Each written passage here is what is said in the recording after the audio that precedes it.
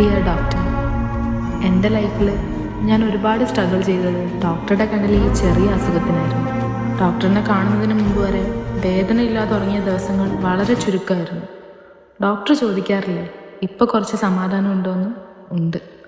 വേദന അറിയാതെ ഉറങ്ങാൻ പറ്റുന്നുണ്ട്.